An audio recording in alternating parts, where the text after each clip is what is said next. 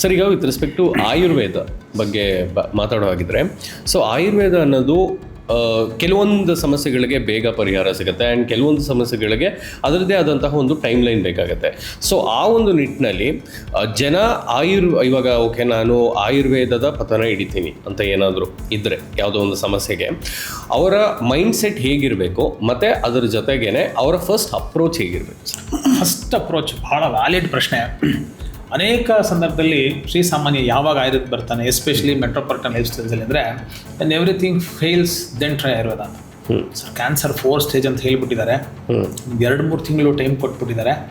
ನಿಮ್ಮ ಹತ್ರ ಬಂದರೆ ಒಂದು 10 ವರ್ಷ ಬದುಕ್ಬೋದಾ? ನೀವೇನಾದ್ರೂ ಕಷಾಯ ಕೊಟ್ಬಿಟ್ರೆ ಅವ್ನು ಮದುವೆ ಆಗಿ 4 ಮಕ್ಕಳು ಮಾಡಿ ಹಾಗೆ ಜನರೇಷನ್ಸ್ ಟು ಕಂಟ್ರಿ ಆಗ್ಬೋದಾ? ಅಥವಾ ಚಿರಂಜೀವಿ ಮೃತ್ಯುಂಜಯ ಆಗ್ಬಿಡ್ಬೋದಾ? ಅವನು ಮೃತ್ಯುನ ಜಯಿಸ್ಕೊಂಡ್ಬಿಡ್ಬೋದಾ? ಈ ಥರದ ಅನೇಕ ಆಸ್ಪೆಕ್ಟ್ ಇಟ್ಕೊಂಡು ಬರ್ತಾರೆ. ಫಿಲಾಸಫಿ ಆಫ್ ಲೈಫ್ ಹೆಂಗಿರಬೇಕು ಅಂದರೆ, Ayurveda is not an alternative system of medicine. Ayurveda is a native system of medicine. And a lifestyle. Life style native system of medicine ಆಗಿರೋದ್ರಿಂದ ಅದಕ್ಕೆ ತನ್ನದಾದಂತಹ ಗೌರವ ಮಹತ್ವ ಇದೆ. ಓಕೆ. ನಮ್ಮ ಲೇಬರ್ ಕೆಲಸ ಮಾಡುವಷ್ಟು ನಮ್ಮ ತಾಯಿನೋ ತಂದೆನೋ ಮಾಡೋಕ್ಕಾಗಲ್ಲ. ನಮ್ಮ ತಾಯಿ ತಂದೆ ಮಾಡುವಷ್ಟು ಕೇರಿಂಗು ಲವ್ ಕೇರು ನಮ್ಮ ಲೇಬರ್ ಮಾಡೋಕ್ಕಾಗಲ್ಲ. ಹಾಗಾಗಿ ಲೇಬರ್ ಕಡಿಮೆನಾ? ಇಲ್ಲ. ತಾಯಿ ತಂದೆ ತುಂಬ ಕಡಿಮೆನಾ? ಖಂಡಿತವಾಗ್ಲೂ ಇಲ್ಲ. Painter is A painter, carpenter is A carpenter. ಒಂದು ಮನೆ ಎಲ್ಲ ಆಯಾಮದಲ್ಲೂ ಕಂಪ್ಲೀಟ್ ಆಗಬೇಕು ಅಂದರೆ ಪೇಂಟರ್ನ ರೋಲ್ ಎಷ್ಟಿದೆಯೋ ಕಾರ್ಪೆಂಟರ್ನ ರೋಲು ಅಷ್ಟೇ ಇದೆ, ಗಾರೆಯವನ ರೋಲು ಅಷ್ಟೇ ಇದೆ. ಹಾಗಾಗಿ ಎಲ್ಲ ಆಯಾಮಗಳಲ್ಲೂ ನಾವು ಆರೋಗ್ಯವನ್ನು ನೋಡಿದಾಗ ಆಯುರ್ವೇದ ನಮ್ಮದು ಅಂತ ಅನ್ಸುತ್ತೆ. ಆಯುರ್ವೇದ ಚಿಕಿತ್ಸಾ ಪದ್ಧತಿ, ಅದು ಭಾರತೀಯರ ಪದ್ಧತಿ. ಯಾವುದೋ ಒಂದು ವರ್ಗಕ್ಕೆ ಎಲ್ಲೋ ಕಾಡಲ್ಲಿರೋ ಗಿಡಮೂಲಿಕೆ ತೊಗೊಂಡ್ಬಿಡ್ತಾರೆ. ಇವತ್ತು ಎಷ್ಟು ಸೊಫಿಸ್ಟಿಕೇಟೆಡ್, ಎಷ್ಟು ಮಾಡರ್ನೈಸ್ಡ್ ಆಗಿ ಆಯುರ್ವೇದ ಬಂದಿದೆ. ಜಗತ್ತು ಆಯುರ್ವೇದ ಕಡೆ ತಿರುಗಿ ನೋಡ್ತಾ ಇದೆ. And you need not treat every diseases.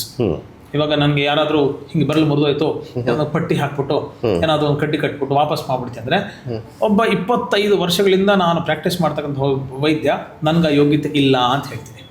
ಅದೇ ಒಂದು ಸೋರಿಯಾಸಿಸ್ಸು, ಒಂದು ಎಕ್ಸಿಮಾ, ಒಂದು ಆರ್ಥ್ರೈಟಿಸು, ಒಂದು ಡಯಾಬಿಟೀಸು, ಒಂದು ಹೇರ್ ಫಾಲು, ಒಂದು ಆಸಿಡ್ ಪೆಪ್ಟಿಕ್ ಡಿಸಾರ್ಡರ್, ಹೀಗೊಂದು 20-30 ಕಂಡೀಷನ್ಸ್ಗೆ ನಾವು ನಮ್ಮ ಪ್ರಾವೀಣ್ಯತೆಯನ್ನು ಹೊಂದಿಕೊಂಡಾಗ ದಿ ಬೆಸ್ಟ್ ಸರ್ವಿಸ್ ಆ ಒಂದು ಪ್ರಕಾರದಲ್ಲಿ ನಾವು ಕೊಡೋದೇ ಆದರೆ that is the biggest service what you can. For example, ಈಗ ಮನೆಯಲ್ಲಿ ನೀವು ಮನೆಯ ಮುಖ್ಯಸ್ಥರಾಗಿರ್ತೀರಿ. ನಿಮ್ಮ ಮಕ್ಕಳು ಸ್ಕೂಲಿಗೆ ಬಿಡೋಕ್ಕಾಗಲ್ಲ, ಕರ್ಕೊಂಬರೋಕ್ಕಾಗಲ್ಲ, ಹೆಂಡತಿಗೆ ಸೀರೆ ಕೊಡ್ಸೋಕ್ಕಾಗಲ್ಲ, ತಾಯಿಗೆ ಅಡುಗೆ ಮಾಡೋಕ್ಕಾಗಲ್ಲ, ತಂದೆಗೆ ಔಷಧಿ ಕೊಡ್ಸೋಕ್ಕಾಗಲ್ಲ. ನಿಮ್ಮ ಮೇನ್ ರೆಸ್ಪಾನ್ಸಿಬಿಲಿಟಿ ಏನು? ಸಂಪಾದನೆ ಮಾಡ್ತೀನಿ, ದುಡ್ಡು ಕೊಡ್ತೀನಿ, ನಿಮ್ಮ ಜವಾಬ್ದಾರಿ ನೋಡ್ಕೊಳ್ಳಿ. ಹಂಗೆ ನೀವು ವಿಭಜೀಕರಣ ಮಾಡಿಬಿಟ್ರೆ, ವಿಂಗಡಣೆ ಮಾಡಿಬಿಟ್ರೆ ನಿಮ್ಮ ಸೋರ್ಸ್ ಆಫ್ ಇನ್ಕಮಿಂದ ಇಷ್ಟು ಜನದ ಬದುಕು ನಡೀತದೆ ಅಂದರೆ that is the biggest contribution what you can. Exactly. ನಿಮ್ಮ ಮನೇಲಿ ಪೇಂಟೇ ಹೊಡೆದಿಲ್ಲ, ಓನರ್ ಆಗ್ಬಿಟ್ಟು ಗಿಡಕ್ಕೆ ನೀರೇ ಹಾಕಿಲ್ಲ ಅಂದರೆ ಅದಕ್ಕೆ ಸಹಾಯ ತಗೋಬೋದು. Exact. As A leader of the house, top person of the house, ನೀವು ಏನು ಮಾಡಬೇಕು ಅದನ್ನು ತುಂಬ ಅರ್ಥಗರ್ಭಿತವಾಗಿ, ಸಮಯೋಚಿತವಾಗಿ, ಸಮಂಜಸವಾಗಿ ಮಾಡಿದಾಗ ಯಶಸ್ಸು ಕಟ್ಟಿರ್ತ ಬುಟ್ಟಿ. ಹಾಗಾಗಿ ಆಯುರ್ವೇದವನ್ನು ಫೋಕಸ್ಡ್ ವೇಲ್ ಹೋದಾಗ ಯಶಸ್ಸು ಸಿಗುತ್ತೆ. ನೀವು ಯಾವುದೋ ಈಗ ಉಗುರು ಕಿತ್ತೋಯ್ತು, ಯಾವ್ದಾದ್ರು ಸೊಪ್ಪಿನ ರಸ ಹಾಕ್ಬಿಟ್ಟು ನಾಳೆ ಬೆಳಗ್ಗೆ ಉಗುರ್ನ ಹಂಗೆ ಅಂಟ್ಕೊಂಡ್ಬಿಡ್ಬೋದ ಫೆವಿಕಾಲ್ ಥರ ಅಂದರೆ ಖಂಡಿತ ಮಾಡ್ಲಿಕ್ಕೆ ಸಾಧ್ಯ ಇಲ್ಲ. ಅಲ್ಲಿ ಎಲ್ಲ ಸಿಸ್ಟಮ್ಗೂ ಲ್ಯಾಕ್ಯೂನ್ ಇದೆ. ಎಲ್ಲ ಸಿಸ್ಟಮ್ಗೂ ತನ್ನದಂತಹ ಲಿಮಿಟೇಷನ್ಸ್ ಇದ್ದೇ ಇರುತ್ತೆ. ಸೊ ಹಾಗಾಗಿ ನಮ್ಮ ಲಿಮಿಟೇಷನ್ಸ್ ಅಲ್ಲಿ ನಮ್ಮ ಎಕ್ಸಲೆನ್ಸ್ ನಾವು ತೋರಿಸಿದಾಗ ಯಶಸ್ಸು ಕಟ್ಟಿರ್ತಬಿಟ್ಟೆ. ದಿ ಬೆಸ್ಟ್ ಸರ್ವಿಸ್ ಒಬ್ಬ ಶ್ರೀಸಾಮಾನ್ಯನಿಗೆ ಬೇಕಾದ ವೈದ್ಯನ ಜವಾಬ್ದಾರಿ ಇದು. Okay, great sir. ಸರ್, ಈಗ ಕೆಲವೊಂದು ಮನೆ ಮದ್ದು ಬಗ್ಗೆ ಮಾತಾಡೋಣ ಸರ್. ಏನು ಅಂತಂದರೆ, ನಾವಾಗಲೇ ಹೇಳಿರೋ ಹಂಗೆ ನಮ್ಮ ಕಿಚನ್ನಲ್ಲೇ ಒಂದು ನಾವು ತುಂಬ ರಿಲೈ ಆಗ್ಬೋದಾದಂಥ ಒಂದು ಚಿಕ್ಕ ಮೆಡಿಕಲ್ ಸ್ಟೋರ್ ಇದೆ ಅಂತ ಹೇಳಿದ್ರು ತಪ್ಪಾಗಲ್ಲ. ಸೊ ಈಗ starting off with acidity sir. ಇವಾಗ ಯಾರಿಗೋ ಒಬ್ಬರಿಗೆ, ಫಾರ್ ಎಕ್ಸಾಂಪಲ್ ಇವಾಗ IT ಎಂಪ್ಲಾಯೀಸ್ಗೆ, ಎಸ್ಪೆಷಲಿ ನೈಟ್ ಶಿಫ್ಟಲ್ಲೆಲ್ಲ ಕೆಲಸ ಮಾಡೋರಿಗೆ, ಅವ್ರು ಎಸ್ಕೇಪೇ ಆಗೋಕ್ಕಾಗಲ್ಲ ಸರ್. ಬಿಕಾಸ್ ಬಯೋಲಾಜಿಕಲ್ ಕ್ಲಾಕೇ ರಿವರ್ಸ್ ಆಗೋಗಿರುತ್ತೆ ಆ್ಯಂಡ್ ಜೀನ್ಸು ಸಪೋರ್ಟ್ ಮಾಡಲ್ಲ ಅವ್ರಿಗೆ ರಾತ್ರಿ ಹೊತ್ತು ಇದರೊಳಗೆ. ಸೊ ಆಗ ಒಂದಿದ್ದಾಗ ನೀವು ಹೇಳ್ದಂಗೆ, so stomach is the main reason for many disease. So ಅಲ್ಲಿ ಅಸಿಡಿಟಿ ಅನ್ನುವಂಥದ್ದು ಮತ್ತು ಇಂಡೈಜೆಷನ್ ಅನ್ನು ಕಾಣಿಸ್ಕೊಳ್ಳುತ್ತೆ. ಸೊ ಅವರು what best they can do through there kitchen. The first remedy is not the kitchen, it's the mind set. Okay. ಮಾನಸಿಕವಾಗಿ ಪ್ರಜ್ಞಾಪರಾಧ ಅಂತಂದು ಹೇಳ್ತೀವಿ. ಯಾವುದೋ software, corporate ಅಲ್ಲ. ಡಾಕ್ಟರ್ಗಳಾದ ನಾನು, ಮಾಧ್ಯಮದವರ ತಾವು, ಪೊಲೀಸ್ ಸ್ನೇಹಿತರು, ಸೆಕ್ಯೂರಿಟಿ ಸ್ನೇಹಿತರು, ಡ್ರೈವಿಂಗ್ ಸ್ನೇಹಿತರು, ಇವರೆಲ್ಲನೂ ಪ್ರಕೃತಿಗೆ ವಿರುದ್ಧವಾಗಿಯೇ ಕೆಲಸ ಮಾಡ್ತೀವಿ. ಅದು ನಮ್ಮ ಕೆಲಸ ಡಿಮಾಂಡ್ಸ್ ದಟ್ ಸಿಚುವೇಶನ್. ಈಗ ರಾತ್ರಿ 2 ಗಂಟೆಗೆ ನೀವು ಶೂಟಿಂಗ್ ಇದೆ ಅಂದ್ರೆ ಮಾಡಲೇಬೇಕು. 3 ಗಂಟೆ ಮಧ್ಯರಾತ್ರಿ ಯಾವ್ದಾದ್ರು ಪೇಷಂಟ್ ನಾನು ನೋಡಬೇಕು, ಅಥವಾ ಕಳ್ಳ ಸಿಕ್ತ ಅಂದ್ರೆ ಒಬ್ರು ಪೊಲೀಸ್ ಬಂದು ಬರಬೇಕು, ಡ್ರೈವಿಂಗ್ ವೃತ್ತಿ ಹಾಗೆ, ಸಾಫ್ಟ್ವೇರ್ ವೃತ್ತಿ ಹೀಗೆ. ಹಾಗಿದ್ದಾಗ ನಮ್ಮ ಮೈಂಡ್ ಸೆಟ್ಟು ಇದು ನನ್ನ ಬದುಕು, ಈ ಪ್ರಜ್ಞಾಪರಾಧ ಅಂದ್ರೆ ಗೊತ್ತಿದ್ದು ಮಾಡ್ತಕ್ಕಂಥ ತಪ್ಪುಗಳಿಗೆ ನಾನು ಏನೆಲ್ಲ ಮುಂಜಾಗ್ರತಾ ಕ್ರಮಗಳನ್ನ ತಗೊಳ್ಬೇಕು ಅಂತ ಸಿದ್ಧತೆಗಳು ಮಾಡ್ಕೊಂಡಾಗ ಅರ್ಧ ಪ್ರಾಬ್ಲಮ್ ಸಾಲ್ವ್ ಮಾಡ್ಬೋದು. ಓಕೆ, ಗ್ಯಾಸ್ಟ್ರೈಟಿಸ್ಗೆ ಸಿಂಪಲ್ ಆಗಿ ಫಸ್ಟ್ ಸೀಕ್ರೆಟ್ ಆಫ್ ಸಕ್ಸಸ್ ಏನಂದ್ರೆ no hurry, no curry, no worry. Okay, ಸುವರ್ಣ ಅಕ್ಷರಗಳಲ್ಲಿ ಇದನ್ನು ಬರೆದಿಟ್ಕೊಂಡ್ಬಿಟ್ರೆ no hurry, no curry, no worry, ಅರ್ಧಕ್ಕರ್ಧ ಗ್ಯಾಸ್ಟ್ರೈಟಿಸ್ನ ಕಂಟ್ರೋಲ್ ಮಾಡ್ಕೊಬೋದು. Next, no fast and no feast. Okay, ಏನು ಫಾಸ್ಟಿಂಗು? ಶಿವರಾತ್ರಿಗೆ ಮಾಡಬೇಕಾ, ರಂಜಾನಿಗೆ ಮಾಡಬೇಕಾ, ಏಕಾದಶಿಗೆ ಮಾಡಬೇಕಾ, ಅನೇಕ ಜಿಜ್ಞಾಸೆಗಳು ಬರುತ್ತೆ. ಎಷ್ಟು ಚೆನ್ನಾಗಿ ನಮ್ಮ ಭಾರತೀಯ ಸಮಗ್ರ ಎಲ್ಲ ಧರ್ಮಗಳನ್ನ ಇಟ್ಕೊಂಡು ಹೇಳೋದಾದರೆ ನಮ್ಮ ಭಾರತೀಯ ಭೂಗೋಳದಲ್ಲಿ ಎಷ್ಟು ಚೆನ್ನಾಗಿ ಹಿಂದಿನ ಕಾಲದವರು ದೇವರ ಸಿಂಪಲ್, ಸ್ಟ್ಯಾಟಿಸ್ಟಿಕಲ್ ಆ್ಯಂಡ್ ಸೈಂಟಿಫಿಕ್ ಅನ್ನೋಕ್ಕೊಂದು ಸರಳ ಉದಾಹರಣೆ ಕೊಡ್ತೀನಿ. ಓಕೆ, ಒಂದು ಕಟ್ಟುನಿಟ್ಟಿನಲ್ಲಿ ಒಂದು ಪದ್ಧತಿನ ಅಳವಡಿಕೆ ಮಾಡೋಕ್ಕೆ ಶುರು ಮಾಡಿದ್ರು. ಓಕೆ, ಏಕಾದಶಿ ನೀನು ಉಪವಾಸ ಮಾಡಬೇಕು, ಶಿವರಾತ್ರಿ ನೀನು ಉಪವಾಸ ಮಾಡಬೇಕು, ರಂಜಾನ್ ನೀನು ಉಪವಾಸ ಮಾಡಬೇಕು, ಈಸ್ಟರ್ ನೀನು ಉಪವಾಸ ಮಾಡಬೇಕು ಅಂತ. ಅದರ ಅರ್ಥ ಏನು? ಜಠರಕ್ಕೆ ಕ್ಲೆನ್ಸ್ ಮಾಡೋಕ್ಕೆ ಅವಕಾಶ ಮಾಡಿಕೊಡು. ಮನೆಗೆ ಬಂದ ತಕ್ಷಣ ಇವತ್ತು ಅದು ಕಂದಾಚಾರ, ಅಡುಗೆ ಮನೆಯವ್ರಿಗೂ ಚಪ್ಪಲಿ ಹಾಕೊಂಡು ಹೋಗ್ತೀವಿ ಅಂತೀವಿ. ಇವತ್ತು ಒಂದು ICU ವಾರ್ಡಲ್ಲಿ ಚಪ್ಪಲಿ ಹಾಕೊಂಡು ಹೋಗಿ ಕೊಟ್ಟಿರ್ತಕ್ಕಂಥ ನಿಮ್ಮದೇ ಮಗುನ ನೀವು ಹೋಗಿರ್ತಕ್ಕಂಥ ಆಫೀಸ್ ಬಟ್ಟೆಯಲ್ಲಿ ನರ್ಸಿಂಗ್ ಹೋಲ್ ಹೋಗಿ ಮುಟ್ಟಿ ನೋಡೋಣ. ಅಲ್ಲೊಂದು ಗೌನ್ ಚೇಂಜ್ ಮಾಡಿ, ಕೈ ಕಾಲ ಗ್ಲೌಸ್ ಹಾಕಿಸಿ, ತೋಳಿಸಿ, ಸ್ಯಾನಿಟೈಸ್ ಮಾಡಿಸಿ, ಸ್ಟೀಮ್ ಹೊಡೆದು ನಿಮಗೆ ಎಲ್ಲ ಆ್ಯಕ್ಟಿವ್ ಆ್ಯಂಟಿ ಮೈಕ್ರೋಬಿಯಲ್ ಆ್ಯಕ್ಟಿವಿಟೀಸ್ನೆಲ್ಲ ನಿಮ್ಮ ಮೇಲೆ ಸ್ಪ್ರೇ ಹೊಡೆದು ಗೌನ್ ಹಾಕಿ ಆಮೇಲೆ ಮಗುನ ಮುಟ್ಟಿಸ್ತಾರೆ. ಹಿಂದಿನ ಕಾಲದಲ್ಲಿ ಸ್ನಾನ ಮಾಡ್ಕೊಂಡು ಬಾ, ಅರ್ಶಿನ ಹಚ್ಕೊಂಡು ಬಾ, ಕೈ ಕಾಲು ಶುಭ್ರವಾಗಿ ತೊಳ್ಕೊ, ಗುಂಡಿ ಇಲ್ಲದೆ ಇರ್ತಕ್ಕಂಥ ಶರ್ಟ್ ಅಂದರೆ ಜುಬ್ಬ, ಶಲ್ಯ ಈ ಥರದ್ದು ಹಾಕೋ, ಪಂಚೆ ಉಟ್ಕೋ, ಕಾಟನ್ ಆಗಿರಬೇಕು, ಕೂತಿರ್ಬೇಕು, ಆಮೇಲೆ ಮಗು ನೀನು ಕೈ ಕೊಡ್ತೀವಿ. ಅದು ಕಂದಾಚಾರ ಗೊತ್ತಿಲ್ಲ, ಅವ್ರಿಗೆ ಮೌಢ್ಯ ಅಂತ ಇದ್ವಿ. ಇವತ್ತು ಅದನ್ನು ಸ್ವಲ್ಪ ಸೊಫಿಸ್ಟಿಕೇಟೆಡ್ ಆಗಿ ಲಕ್ಷಾಂತರ ರೂಪಾಯಿ ಖರ್ಚು ಮಾಡಿದಾಗ ತುಂಬಾ ವ್ಯಾಲ್ಯೂ ಬಿಲ್ಡ್ ಆಗುತ್ತೆ. ಅದನ್ನ ನಾವು ಅರ್ಥ ಮಾಡ್ಕೋಬೇಕಾಗಿರೋದು. ಅಡುಗೆ ಮನೆಗೆ ಚಪ್ಪಲಿ ಹಾಕೊಂಡು ಲಿಬರ್ಟಿ ರೀ, ನನ್ನ ಫ್ರೀಡಮ್, ನನ್ನ ಚಪ್ಪಲಿ, ನನ್ನ ಅಡುಗೆ ಮನೆ, ನೀವು ಯಾರು ಕೇಳೋದು ಅಂತ.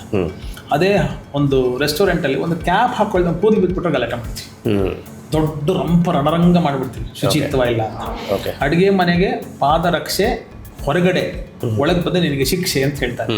ಸೊ ಯಾಕೆ ಈಚೆ ಬಿಡ್ಬೇಕು ಅಂದ್ರೆ ಭೂಸ್ಪರ್ಶ ಆದಾಗ ಹಿಂದಿನ ಕಾಲದಲ್ಲೆಲ್ಲ ಗಾರೆ ಮಣ್ಣು, ಗಂಜಿಲದಲ್ಲಿ ಸಗಣಿಲಿ ಸಾರಿಸಿರ್ತಕ್ಕಂಥ ಮಣ್ಣು, ಪೃಥ್ವಿಯ ತೇಜು ವಾಯು ಆಕಾಶ ಪಂಚಮಹಾಭೂತಗಳ ಒಂದು ಸಮ್ಮಿಶ್ರ ಭಾವ ಪಾದಕ್ಕೆ ಬರಬೇಕು. ಇವತ್ತು ಡಯಾಬಿಟಿಸ್ ಇದೆ, ನ್ಯೂರೋಪತಿ ಇದ್ರೆ ಹುಲ್ಲ ಮೇಲೆ ವಾಕ್ ಮಾಡಿ ಸರ್ $25 ಕೊಡಿ, ಮಣ್ಣಲ್ಲಿ ವಾಕ್ ಮಾಡಿ ಸರ್ $50 ಕೊಡಿ, ಸ್ವಲ್ಪ ಉಗುರು ಬೆಚ್ಚಲ್ಲಿ ನಾವೇ ಕಾಲು ನೆನೆಸ್ಬಿಟ್ಟು ಕಳಿಸ್ತೀವಿ ಸರ್ $250 ಕೊಡಿ ಅಂತೀವಿ. ಇವೆಲ್ಲ ಅನೋಚಾನವಾಗಿ ಪರಂಪರೆ ನಡ್ಕೊಂಡು ಬಂದಿತ್ತು, ನಡ್ಕೊಂಡು ಬರ್ತಾನೆ ಇದೆ. ನಾವು ಹಿಂದಿನ ಕಾಲದವರನ್ನ ದಡ್ರು ಅಂತ ಪರಿಗಣನೆ ಮಾಡಿದ್ವಿ. ನಿಜವಾದಂತಹ ವಿಜ್ಞಾನ ತಾವು ಹೇಳಿದ್ರಲ್ಲ, ಸುಜ್ಞಾನ, ವಿಜ್ಞಾನ, ಜ್ಞಾನ ಇದ್ದಿದ್ದು ಅಲ್ಲಿ. ದೇವರ್ ಸಿಂಪಲ್, ದೇವರ್ ಸ್ಟ್ಯಾಟಿಸ್ಟಿಕಲ್, ದೇವರ್ ಸೈಂಟಿಫಿಕ್. ಈ 3 ಪವರ್ ಪ್ಯಾಕ್ಡ್ ನಾಲೆಡ್ಜ್ ಅಲ್ಲಿ ಇತ್ತು. ಏನಂತ ಪ್ರೆಸೆಂಟೇಷನ್. ಇವತ್ತೊಬ್ಬ ಆಯುರ್ವೇದ ವೈದ್ಯ ಜುಬ್ಬ ಹಾಕೊಂಡು ಶೆಲ್ಲ ಹಾಕೊಂಡು ಬಂದ್ರೆ ಸ್ವಲ್ಪ ನಾಟಿ ವೈದ್ಯ ಅವನು ಅಂತಾರೆ. ಅದೇ ಆಯುರ್ವೇದ ವೈದ್ಯ ಒಂದು $25,000 ಸ್ಕೂಟ್ ಹಾಕೊಂಡು ಪರ್ಫ್ಯೂಮ್ ಹಾಕೊಂಡ್ಬಂದ್ರೆ he's a man doing indigenous medicine right way ಅಂತ ಇಂಗ್ಲೀಷ್ ಹೇಳ್ತಾರೆ. That gains lot of importance and weightage. So ಹಾಗಾಗಿ ಪ್ರೆಸೆಂಟಬಿಲಿಟಿ ಟುಡೇ ಇದು ಸುವರ್ಣ ಯುಗ ಆಯುರ್ವೇದಕ್ಕೆ ಅಂತ ನಾನು ಹೇಳ್ತೀನಿ.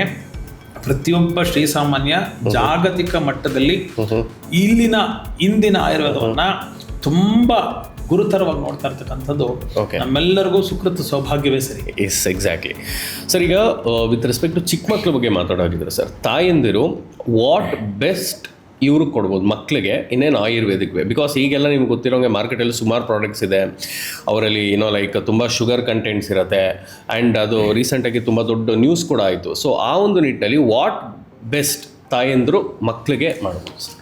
ಮೋಸ್ಟ್ ಇಂಪಾರ್ಟೆಂಟ್, ತಾಯಿ ಮಗುವಿಗೆ ನಗರೀಕರಣ ಬದುಕಿನಲ್ಲಿ ತುಂಬ ಸ್ಟ್ರೆಸ್ಫುಲ್, ಮಾಡರ್ನೈಸ್, ಕಾಸ್ಮೋಪಾಲಿಟನ್ ಲೈಫಲ್ಲಿ ತಾಯ್ತನನೇ ಕೊಡ್ತಾ ಇಲ್ಲ. ಅದು ಬಿಟ್ಟು ಎಲ್ಲವೂ ಕೊಡ್ತಾ ಇದ್ದಾರೆ. ಆ ಮಗುವಿಗೆ ಬೇಕಾಗಿರ್ತಕ್ಕಂಥದ್ದು ರಿಯಲ್ TLC ಅಂದರೆ ಟೆಂಡರ್ ಲವ್ ಆ್ಯಂಡ್ ಕೇರ್. ಆ ತಾಯಿ ಆಪ್ಯಾಯಮಾನತೆ, ತಾಯಿಯ ಮಡಿಲಲ್ಲಿ ಮಗು ಇರತಕ್ಕಂಥದ್ದು, ಆ ಶಾಖ, ಆ ಪ್ರೀತಿ, ಆ ಹತ್ತಿರತೆ ಇದೆಯಲ್ಲ, ಅದು ಫಸ್ಟ್ ಮೋಸ್ಟ್ ಇಂಪಾರ್ಟೆಂಟ್. ಆಮೇಲೆ ಅನೇಕ ಸಂದರ್ಭದಲ್ಲಿ ಇವತ್ತು ಯಾವ ಫುಡ್ ಕೊಡಬೇಕು, ಇನ್ಫ್ಯಾಂಟ್ ಫುಡ್ ಯಾವ ಬ್ರ್ಯಾಂಡ್ ಕೊಡಬೇಕು, ಇಂಪೋರ್ಟ್ ಮಾಡಿಸ್ಲಾ, ಅಮೆರಿಕದ ಕೊಡ್ಲಾ, ಜರ್ಮನಿದು ಕೊಡ್ಲಾ, ಪಕ್ಕದ ಮನೇದು ಮಾಡಿಸ್ಲಾ, ರಾಗಿ ಸರಿ ಮಾಡಲ, ಈಗ ಅನೇಕ ಜಿಜ್ಞಾಸೆಗಳು ದಿನಕ್ಕೆ ಒಂದು 10 ಕರೆಗಳು ನನಗೆ ಮಕ್ಕಳ ಆಹಾರ ಸಂಬಂಧಪಟ್ಟಂಗೆ ಬರುತ್ತೆ. ನಿಮ್ಮ ತಾತ ಏನು ತಿಂತಾ ಇದ್ರು, ನಿಮ್ಮ ಅಜ್ಜಿ ಏನು ಮಾಡಿಕೊಡ್ತಾ ಇದ್ರು, ಅದನ್ನ ನೀವು ನಿಮ್ಮ ಮೊಮ್ಮಗಿಗೆ ಕಣ್ಣು ಮುಚ್ಕೊಂಡು ಕೊಡಿ. ನಿಮ್ಮ ಮೊಮ್ಮಗು, ಇವತ್ತಿನ ಮೊಮ್ಮಗು ಏನು ಅಪೇಕ್ಷೆ ಪಡುತ್ತೋ, ಕಬಾಬ್ ತಿನ್ನುತ್ತೆ, ಪೇಸ್ಟ್ರಿ ತಿನ್ನುತ್ತೆ, ಫ್ರೆಂಚ್ ಫ್ರೈಸ್ ತಿನ್ನುತ್ತೆ, ನೂಡಲ್ಸ್ ತಿನ್ನುತ್ತೆ, ಮತ್ತೊಂದು ಮಗದೊಂದು ಬೇಕರಿ ತಿನ್ನುತ್ತೆ. ನಾನು ಯಾವಾಗಲೂ ಹೇಳ್ತಾ ಇರ್ತೀನಿ, ಬೇಕರಿ ಅಂದ ತಕ್ಷಣ ಫಸ್ಟ್ ಮಕ್ಕಳಿಗೆ ಬ್ಯಾಡ್ರಿ ಅಂತ ಹೇಳಿ. ಬೇಕ್ರಿನ ನೀವು ಯಾವಾಗ ಬೇಡ್ರಿ ಅಂತಿರೋ, ಅನೇಕದಂತಹ ಪ್ರೋಸೆಸ್ ಫುಡ್ಸು ಶರೀರಕ್ಕೆ ಹೋಗೋದು ಸಂಪೂರ್ಣ ಸ್ಟಾಪ್ ಆಗ್ತಕ್ಕಂಥ ನಿಟ್ಟಿನಲ್ಲಿ ಮಕ್ಕಳಿಗೆ ಚೆನ್ನಾಗಿ ತಿನ್ನಕ್ಕೆ ಬಿಡಬೇಕು.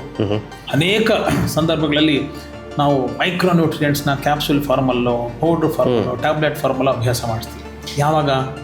ಯಾವಾಗ it is deprived of nutrition. ಈಗ ಸೊಮಾಲಿಯಲ್ಲಿರ್ತಕ್ಕಂಥ ಮಗು ಖಂಡಿತ ಬೇಕು.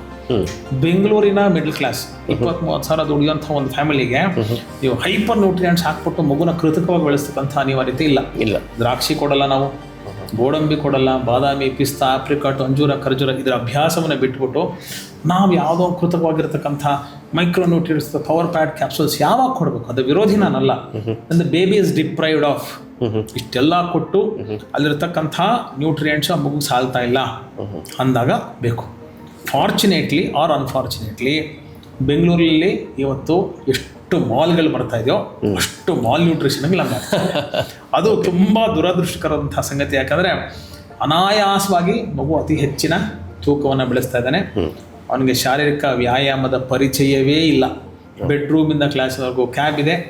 ಸಿನಿಮಾ ಥಿಯೇಟರ್ ನಮಗೆ ಪಾಪ್ಕಾರ್ನ್ ಬಂದ ಹಾಗೆ ಕ್ಲಾಸ್ ರೂಮ್ಗೆ brunch, something in between the breakfast lunch, power packed ಬಂದು ಸಾಲಿಡ್ ಜಂಕ್ ಫುಡ್ಸು, ಹಿಂಗೆ ಡುಳ್ಳೊಟ್ಟೆ ಮಾಡೋಕ್ಕೆ ಮಕ್ಕಳಿಗೆ ಅವಕಾಶ ಮಾಡಿಕೊಡ್ತಾ ಇದೆ.